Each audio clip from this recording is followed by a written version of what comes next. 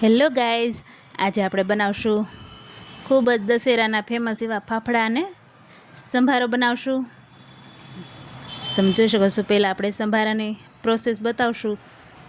તેના માટે આપણે કાચું પપૈયું લઈ લીધું છે, તેને ઉપરથી છાલ કાઢી લીધી છે અને આ રીતના આપણે ખમણી લેવાનું છે. ત્યાર પછી તેમાં એક બાઉલમાં થોડો અલગ કાઢી લીધો છે, તેમાં કાશ્મીરી લાલ મરચું નાખેલું છે, 1 ચમચી ખાંડ નાખેલી છે, સ્વાદ મુજબ મીઠું નાખીને બધું મિક્સ કરી લીધું છે. તો લાલ સંભારો રેડી થઈ ગયું છે. પીળો સંભારા માટે આપણે થોડું તેલ મૂકીને થોડા મરચાં અને કાચો પપૈયું તે નાખી દીધું છે. હળદર મીઠું નાખવાનું છે, થોડું ખાંડ નાખવાની છે. પીળો સંભારો પણ રેડી છે. લાલ ને પીળો સંભારો આપણો રેડી થઈ ગયો છે.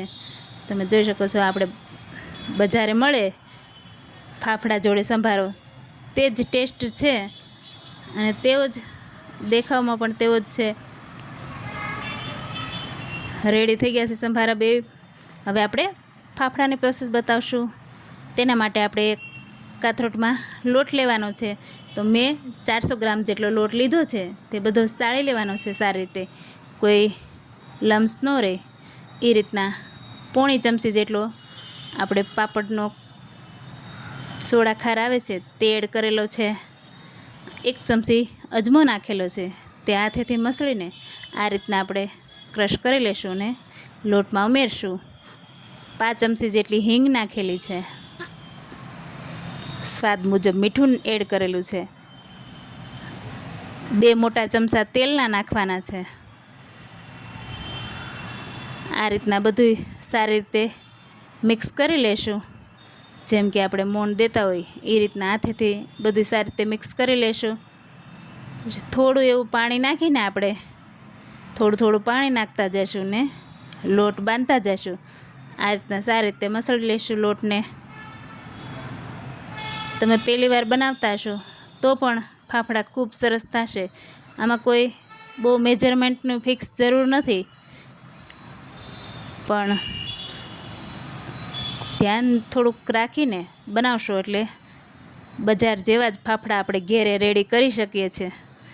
આ રીતના આપણે બહુ કઠણાઈ નહીં, બહુ ઢીલોય નહીં એવો લોટ રેડી કરવાનો છે.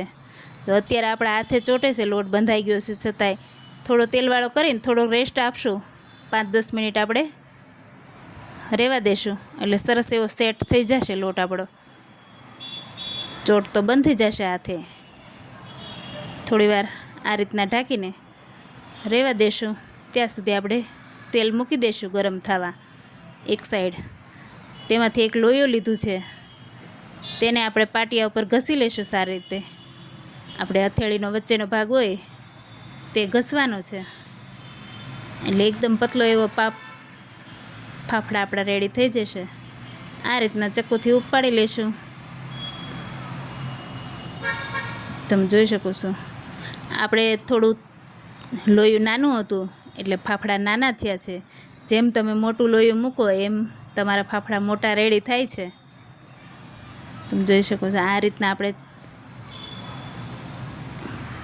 ફાફડા પાડવાની થોડીક કળા પણ હોવી જોઈએ. આપણે ફર્સ્ટ ટાઈમ જ બનાવ્યા છે એ છતાંય આપણે સારા એવા બનાવી લીધા છે. આપણે પ્રેક્ટિસ તો નથી જ. તમે જોઈ શકો છો, બજાર જેવા જ ઘરે થાય છે. તમે પણ ટ્રાય કરજો આ રીતના ફાફડા બનાવવાની.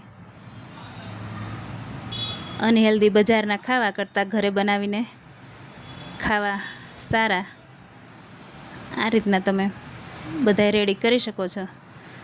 ગેસ બિલકુલ ધીમો રાખવાનો છે, ફૂલ નથી રાખવાનો, નહીંતર લાલ થઈ જશે. લાલ નહીં થવા દેવાના, એકદમ વ્હાઈટ જ જેવા રહેવા જોઈએ. આ રીતના બધાય ફાફડા આપણે તળીને રેડી કરી લીધા છે. તેના માટે કઢી રેડી કરી છે અને સંભારાની પ્રોસેસ તમને બતાવી છે તે રેડી છે. બંને કલરના લાલ લીલા મરચાં રેડી છે. કમ્પ્લીટ થાળી આપણી રેડી છે ફાફડાની. તમે જોઈ શકો છો, સોફ્ટ તો કેટલા સરસ બજાર જેવા સોફ્ટ થયા છે.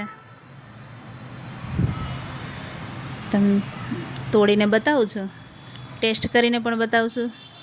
આ રીતના કઢીમાં બોળીને થોડો એવો સંભારો જોડે લેશું, મરચું લેશું, આ રીતના ટ્રાય કરશું. ખૂબ જ ટેસ્ટી એવા લાગે છે. તમને એમ લાગે કે હું બજારેથી જ લઈને ખાઉં છું તેવા રેડી થયા છે. એકવાર જરૂર ટ્રાય કરજો અને લાઇક, શેર અને સબસ્ક્રાઈબ કરજો. Thank you.